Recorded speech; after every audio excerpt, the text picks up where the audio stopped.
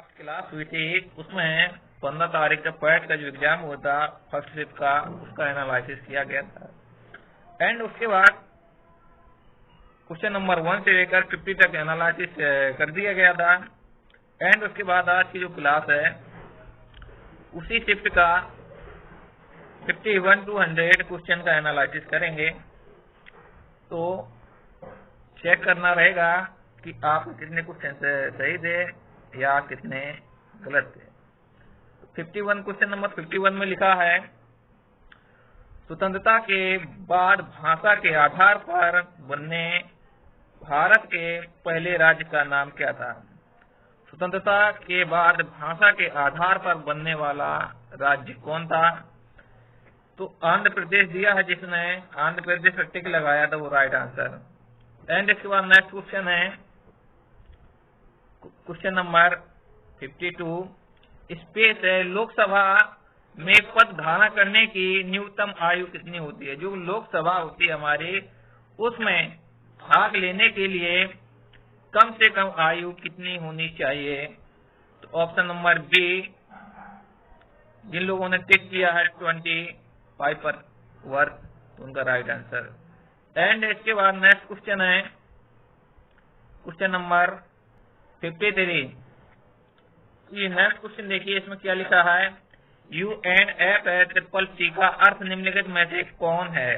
तो option number A में लिखा है United nation framework convention on climate change. तो जिन लोगों ने इस ऑप्शन पर टिक किया है उनका राइट आंसर है guys option number A. And इसके बाद नेक्स्ट क्वेश्चन लिखा है क्वेश्चन नंबर 59, नौटंकी निम्नलिखित में से किस राज्य का लोक नृत्य है? जो नौटंकी होता है वह किस राज्य का लोक नृत्य है? तो इसमें उत्तर प्रदेश, जिन लोगों ने उत्तर प्रदेश पर टिक किया है उनका राइट आंसर। कर्नाटक का भी नहीं है, केरल का भी नहीं है, आंध्र प्रदेश का भी नहीं है, उत्तर प्रदेश राइट आंसर था। एंड इसके बाद है 55 क्वेश्चन नंबर, अंतर्राष्ट्रीय ओलंपिक समिति का न्यायालय मुख्य स्पेस में है, उसका मुख्यालय कहाँ पे है? किसका? अंतर्राष्ट्रीय ओलंपिक समिति का। स्विट्जरलैंड, जिन लोगों ने स्विट्जरलैंड पर टिक किया है उनका राइट आंसर गाइस। एंड इसके बाद नेक्स्ट क्वेश्चन है क्वेश्चन नंबर 56, निम्नलिखित में से किसने प्रसिद्ध पुस्तक पावर्स ऑफ द माइंड लिखी है? तो इसका राइट आंसर क्या था गाइस? स्वामी विवेकानंद, गुलजार, रविन्द्रनाथ टैगोर, महात्मा गांधी। इसका राइट आंसर बताइए, क्या लगाया आप लोगों ने? कमेंट बॉक्स पर कमेंट करिएगा। इसका राइट था आंसर स्वामी विवेकानंद। एंड इसके बाद नेक्स्ट क्वेश्चन था उसका 61 तक। इसमें एक पैसेज दिया गया था हिंदी का, उस पैसेज को पहले पढ़ना था, उसके बाद है जो ऑप्शन दिए गए थे, क्वेश्चन दिए गए थे, उनको टिक करना था। तो 57 का फर्स्ट क्वेश्चन देखिए, साहित्य अपने दायित्व का निर्वाह किस प्रकार पूरा करता है? ऑप्शन नंबर ए में लिखा दृष्टि प्रभावों को सामने लाकर, ऑप्शन नंबर बी में लिखा है पूरी जानकारी देकर, इतिहास बताकर, दर्पण के माध्यम से। इसका राइट आंसर था 57 का राइट आंसर था कितना? दुष्प्रभावों को सामने लाकर। जो साहित्य होता हमारा वह दुष्प्रभावों को लाकर सामने रखता है, समाज के सामने रखता है। एंड इसके बाद है 58 क्वेश्चन नंबर 58,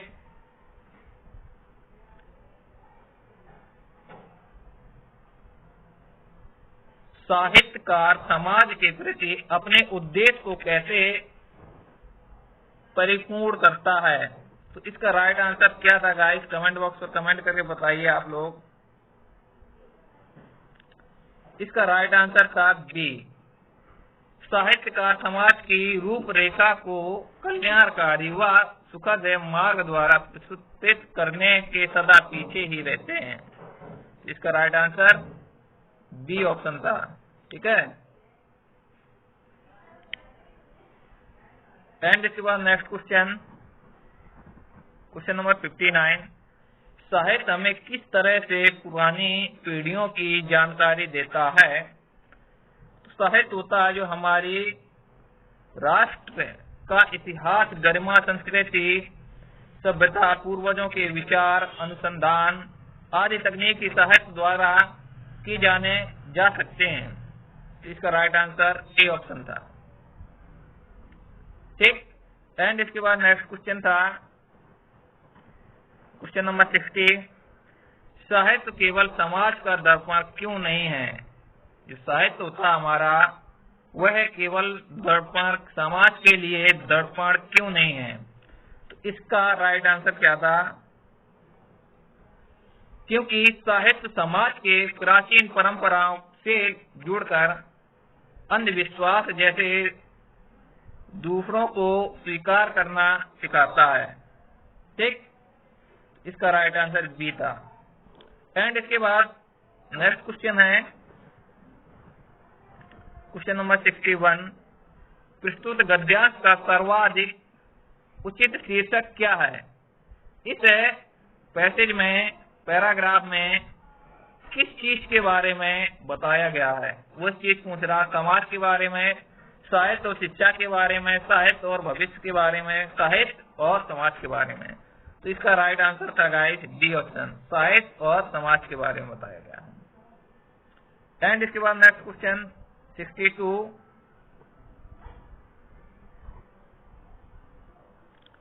ये भी एक प्यारा पैसेज था हिंदी का।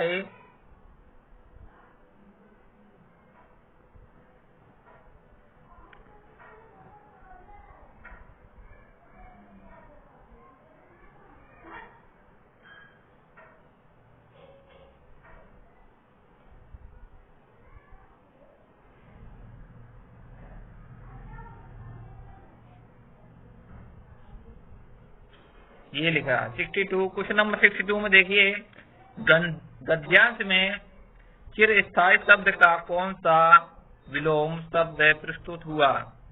चिरस्थायी मतलब है, चिरस्थायी मीन्स होता स्थायी, बहुत लंबे समय तक के लिए।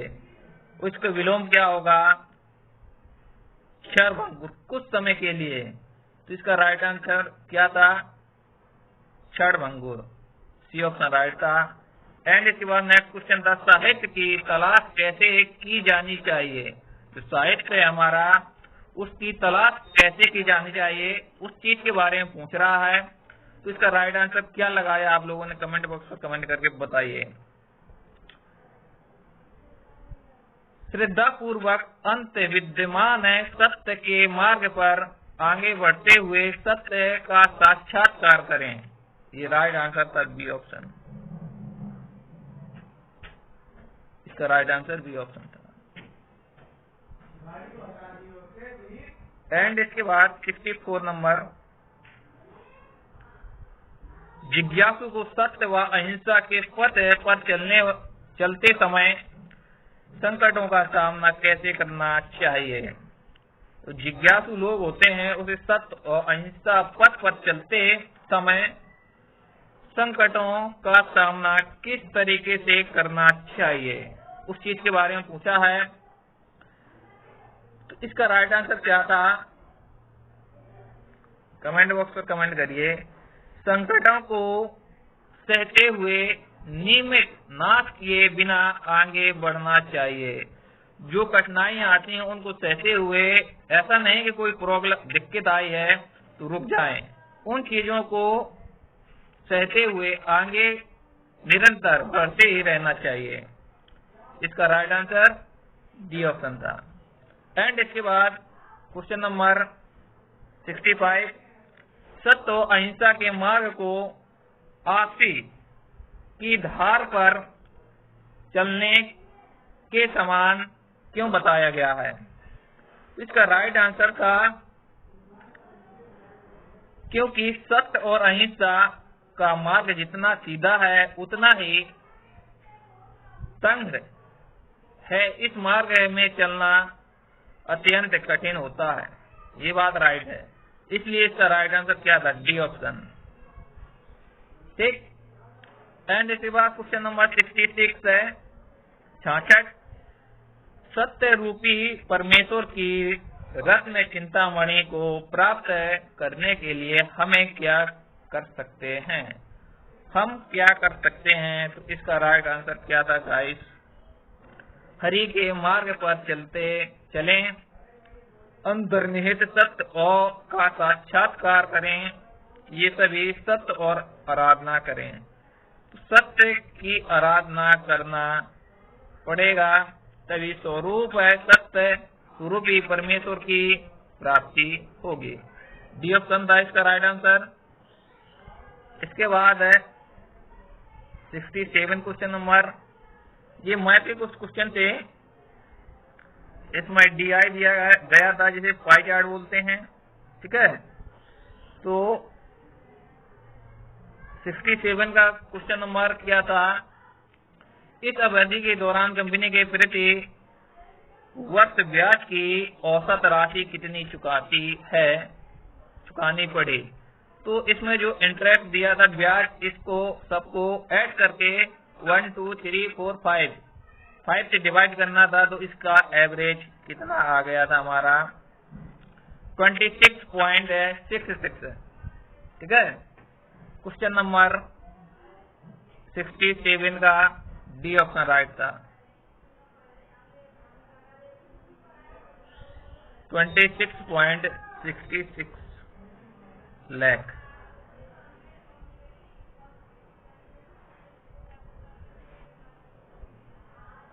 एंड इसके बाद नेक्स्ट क्वेश्चन है, दी गई अवधि के दौरान कंपनी द्वारा भुगतान की गई बोनस की कुल राशि इस अवधि के दौरान भुगतान की गई वेतन की कुल राशि का लगभग कितने प्रतिशत है? तो जो बोनस था और उसमें भुगतान की गई राशि का कितने परसेंट था वो पूछा गया है। तो 0.6% बोनस का था। एंड इसके बाद नेक्स्ट क्वेश्चन देखो, 2011 में इन सभी मदों पर कुल ब्याज है 2015 में कुल ब्याज व्यय का लगभग कितना प्रतिशत था? तो इसका राइट आंसर था guys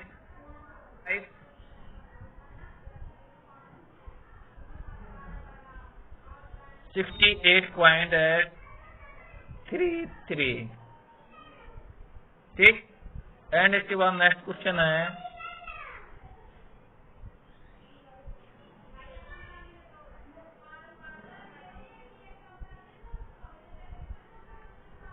question number 70। Question number 70 में लिखा है,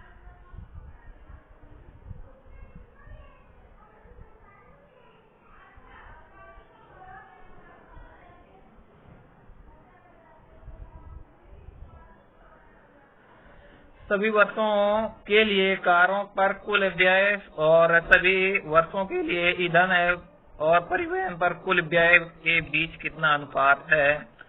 इसको सॉल्व किया गया होगा। तो 70 का राइट आंसर क्या था? 70 109.91, ठीक। एंड इसके बाद है क्वेश्चन नंबर 71, वर्ष 2013 के दौरान इन मदों पर कंपनी का कुल व्यय कितना है? तो 71 का right answer B option 738.44 lakh, B option right था। एंड इसके बाद 72 से लेकर 76 तक, इसमें भी एक पैराग्राफ दिया था, पाई चार्ट DI जिसे बोलते हैं।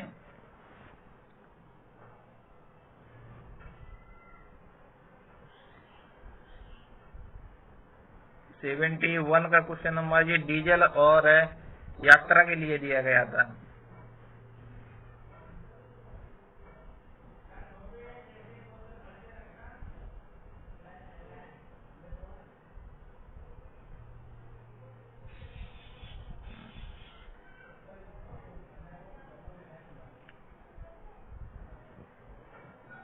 के दौरान ऑटो और टियागो के औसत गति का अनुपात क्या था?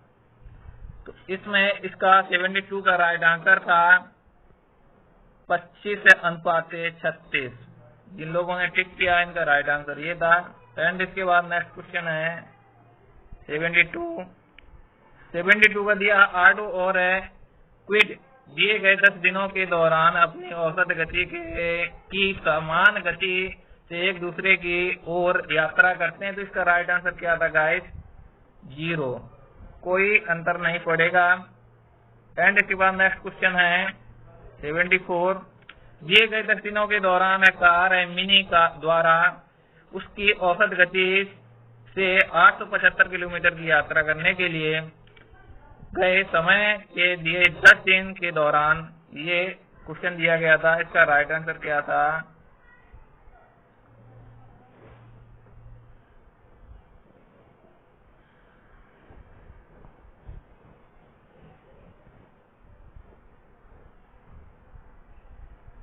इसका राइट आंसर था 56:99। 56:99 बी ऑप्शन राइट था। एंड इसके बाद नारायण है टियागो और मिनी द्वारा तय की गई कुल दूरी का अनुपात क्या था? तो इसका अनुपात है दोनों का पूछा गया था। दूरी का अनुपात है पूछा गया है 75 का, तो 18:25 18:25 डी ऑप्शन राइट था। इसके बाद 76 क्वेश्चन नंबर 76 का राइट आंसर क्या था? 76 का राइट आंसर था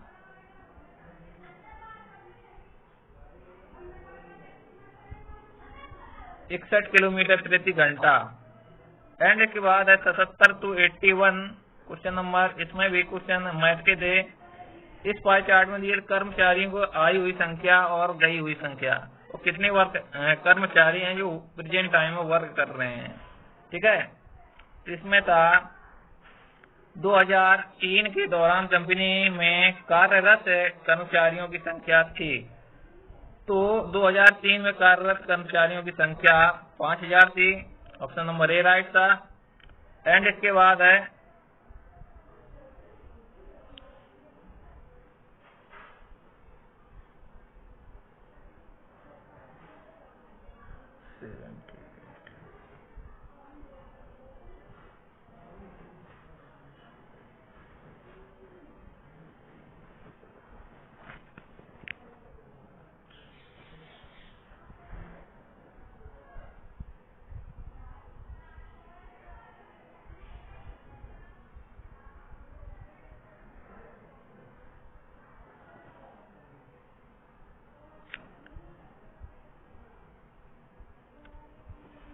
क्वेश्चन नंबर 78 दी गई अवधि के दौरान किसी भी वर्ष में कंपनी में शामिल होने वाले कर्मचारियों की न्यूनतम संख्या का कंपनी छोड़ने वाले कर्मचारियों की अधिकतम संख्या का अनुपात क्या है? कम से कम कर्मचारी शामिल हुए और अधिक से अधिक कर्मचारी छोड़ के गए हैं। अधिकतम इसका अनुपात पूछा दोनों का। तो इसका अनुपात था 78 का राइट आंसर क्या था गाइस? 9:13। ठीक। एंड इसके बाद 79 किस वर्ष में पिछले वर्ष की तुलना में कंपनी छोड़ने वाले कर्मचारियों की संख्या में प्रतिशत वृद्धि कमी अधिकतम है? तो इसका राइट आंसर था 2002 में। डी ऑप्शन राइट था।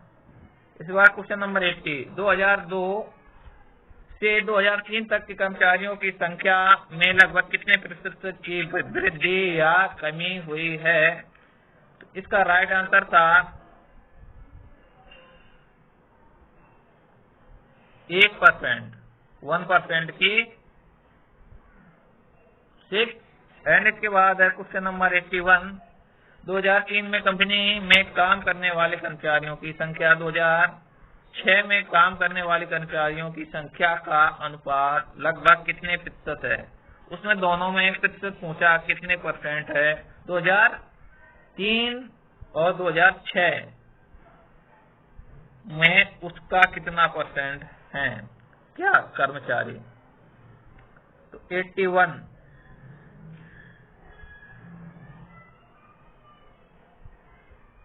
तो 96.15%। ठीक, डी ऑप्शन सही था इसका। एंड इसके बाद है नेक्स्ट क्वेश्चन है क्वेश्चन नंबर 82 से लेकर 86। ये भी एक पाई चार्ट। पिछले वर्ष की तुलना में किस वर्ष उत्पादन में प्रतिशत वृद्धि सबसे अधिक है? तो 2017। ठीक, इसका राइट आंसर क्या है? 2017, सी ऑप्शन सही है। एंड इसके बाद है दिए गए कितने वर्षों में खिलौनों का उत्पादन दिए गए वर्षों में औसत उत्पादन से अधिक था? तो इसका राइट आंसर 83।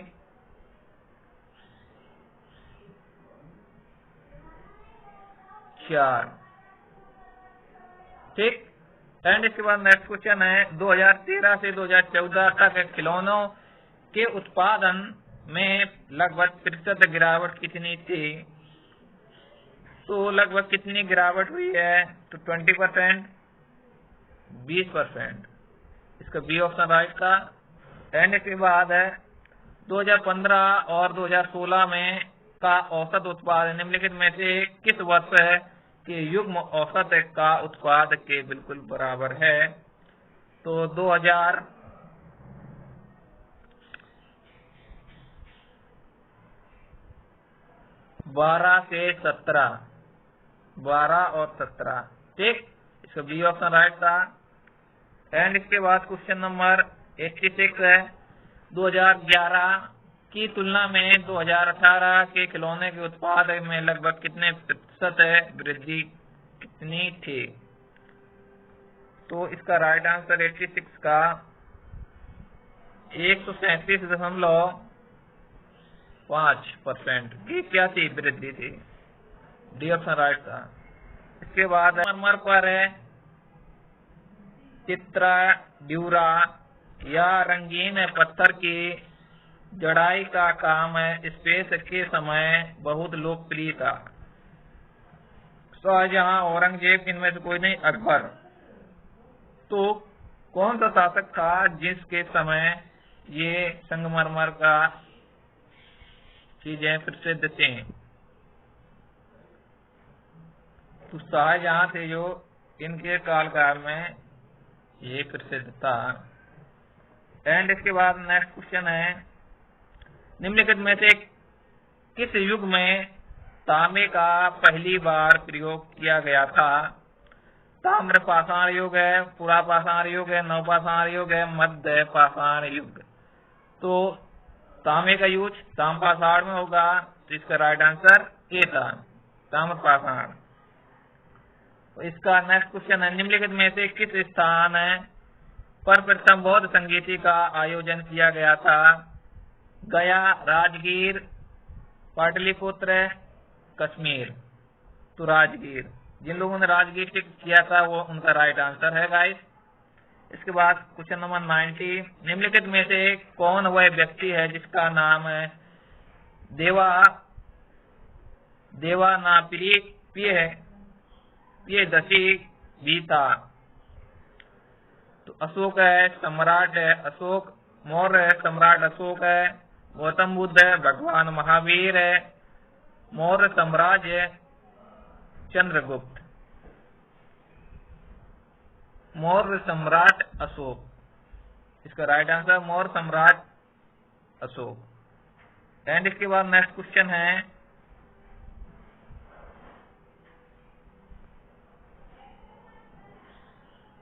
Question number 91। जब ईस्ट इंडिया कंपनी की स्थापना हुई तब भारत में निम्नलिखित में से किसका शासन था? तो मुगल सम्राट का। मुगलों का उस समय क्या था? शासन चल रहा था। ठीक है। एंड इसके बाद नेक्स्ट क्वेश्चन भूदान ग्राम दान आंदोलन निम्नलिखित में से किसके द्वारा शुरू किया गया था? एम के गांधी, जयप्रकाश नारायण, आचार्य कृपलानी, विनोबा भावे। तो इसका राइट आंसर था विनोबा भावे। ठीक। एंड इसके बाद नेक्स्ट क्वेश्चन है, दांडी नमक यात्रा के दौरान निम्नलिखित में से किस सामाजिक कार्यकर्ता ने गांधी को आंदोलनों के केवल पुरुषों तक सीमित न रखने के लिए राजी किया था? कमला देवी चट्टोपाध्याय। ठीक, इसका राइट आंसर था। एंड इसके बाद नेक्स्ट क्वेश्चन है,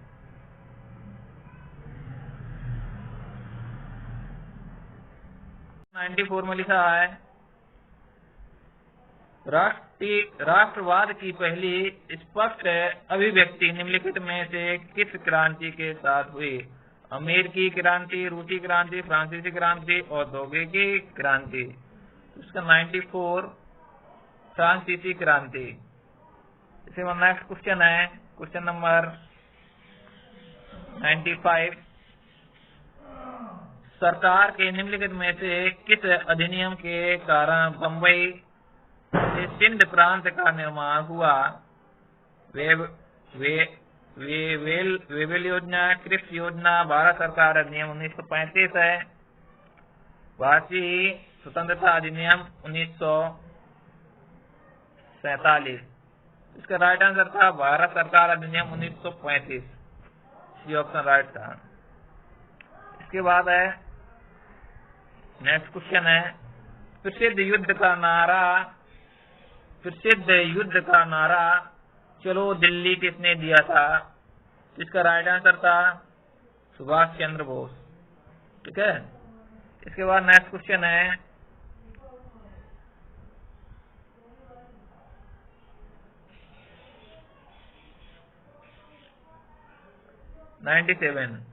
निम्नलिखित में से कौन जनसंख्या वितरण को प्रभावित करने वाला आर्थिक कारक नहीं है? तो पानी की उपलब्धता आर्थिक कारण नहीं है। एंड इसके बाद नेक्स्ट क्वेश्चन है, विश्व की सबसे ऊंची चोटी माउंट एवरेस्ट स्पेस के बीच स्थित है? भारत और भूटान, नेपाल और तिब्बत, इनमें से कोई नहीं, भारत और नेपाल। तो जो माउंट एवरेस्ट है नेपाल और तिब्बत के बीच स्थित है। ठीक है। निम्नलिखित में से भारत में अक्टूबर की गर्मी का मुख्य कारण क्या है?